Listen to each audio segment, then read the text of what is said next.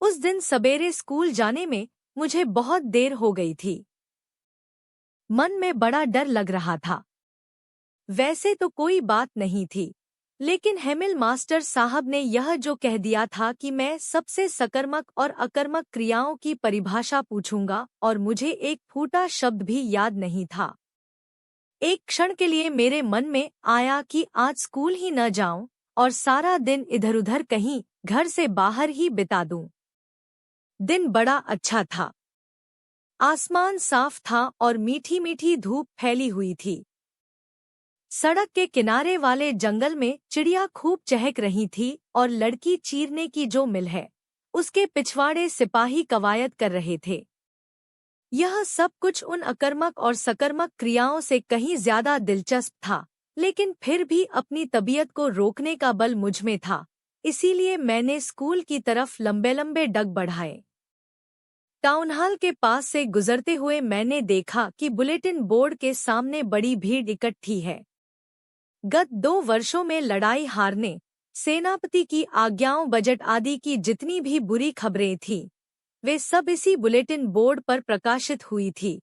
और मैंने चलते-चलते ही सोचा, अब कौन सा नया मामला उठ खड़ा हुआ, पर मैं रुका नहीं, भरसक तेजी से लमकलमक कर चलने लगा।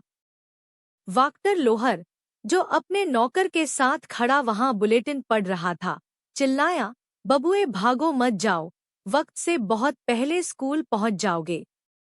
मैंने सोचा कि यह मेरा मजाक उड़ा रहा है और मैं अपनी उसी रफ्तार से चलता ही चला गया।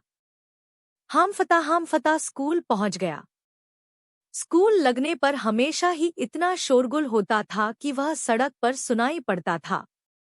डेस्क के खुलने बंद होने की फटफटाहट, जोर-जोर से एक साथ सबक पढ़े जाने की एक तेज आवाज, यहाँ तक कि ठीक-ठीक शब्दों को समझने के लिए कान पर हाथ रखने पड़ते थे। और सबसे ऊपर मास्टर साहब के रूल का रोर, जो उसे बार-बार मेज पर घर पटकने से होता था।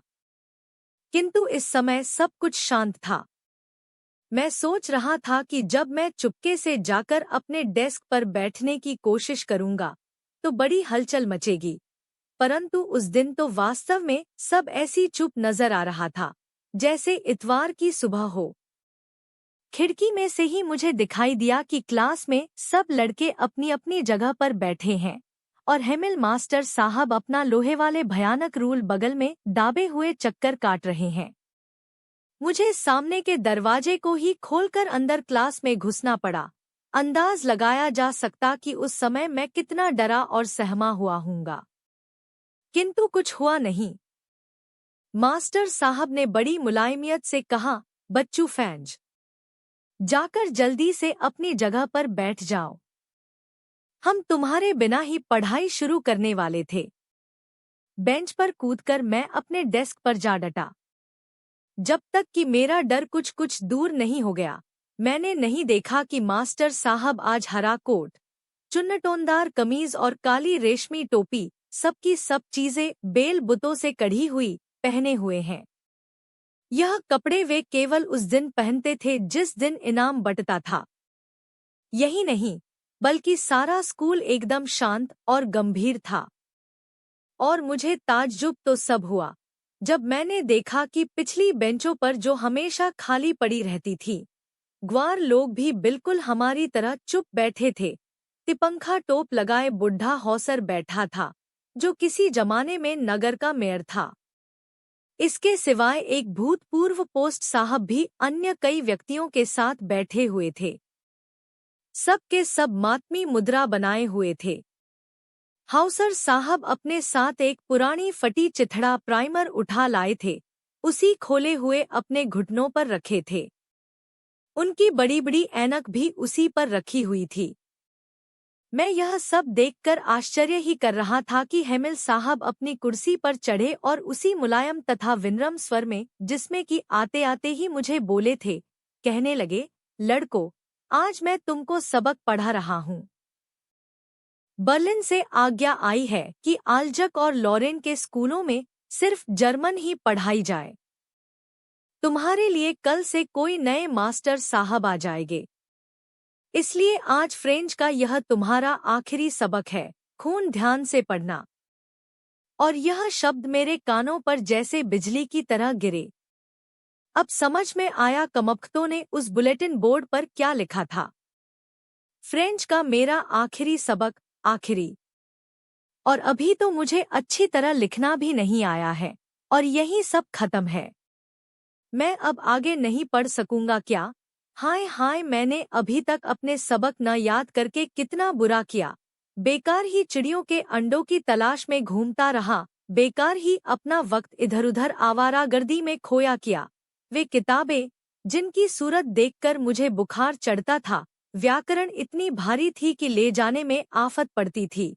और वह महात्माओं की कहानियां, आज सब मुझे पुराने दोस्तों की तरह लग रहा थी, जिनसे जुड़ा होना अब असंभव मालूम हो रहा था।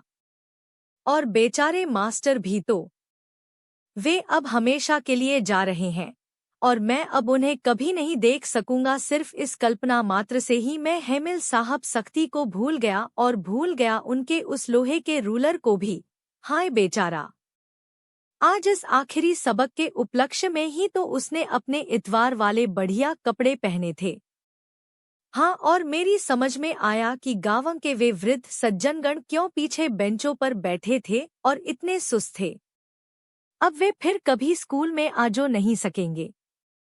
मास्टर साहब की 40 वर्ष की सेवा के प्रति अपनी कृतज्ञता प्रकट करने और उस देश का अभिनंदन करने, जो अब उनका नहीं रहा था, वे लोग आए थे। मैं यही सोच विचार कर रहा था कि मेरा नाम पुकारा गया। अकर्मक क्रिया की परिभाषा सुनाने का अब मेरा नंबर था। क्या उस अकर्मक क्रिया की कठिन परिभाषा को बिना एक ही गलती किए हूँ, मैं जोर से और साफ साफ नहीं कह सकता था, लेकिन पहले ही शब्द में गड़बड़ा गया और बुत बना खड़ा रह गया। दिल मेरा धक धक कर रहा था और ऊपर आंख उठाने की हिम्मत नहीं होती थी। मास्टर हेमिल ने कहना शुरू कर दिया था, फ्रेंच, मैं तुम्हें फटकारूंगा नहीं, तुम्हें खुद ही शर्म आनी चाहिए।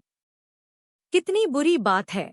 हम लोग रोज रोज यही कहते थे कि ओ बहुतेरा वक्त है, कल पढ़ लेंगे, और तुम देखो कि यही कहते कहते हम कहाँ आ पहुँचे हैं। कल अब हमारे लिए नहीं आएगा। कल आजकल में वे जर्मन लोग आ जाएंगे और कहेंगे, यह क्या बात है, तुम लोग बनते तो फ्रांसीसी हो पर अपनी ही भाषा न लिख सकते हो और न पढ़ सकते हो। और फ्रेंच एक तुम ही ऐसे नहीं हो, वरन हम में से और भी ना जाने कितने ही ऐसे हैं, जिन्हें यह भर्त्सना सुनने को मिल सकती है। तुम्हारे पिता तुम्हें पढ़ाने के लिए चिंतित नहीं थे,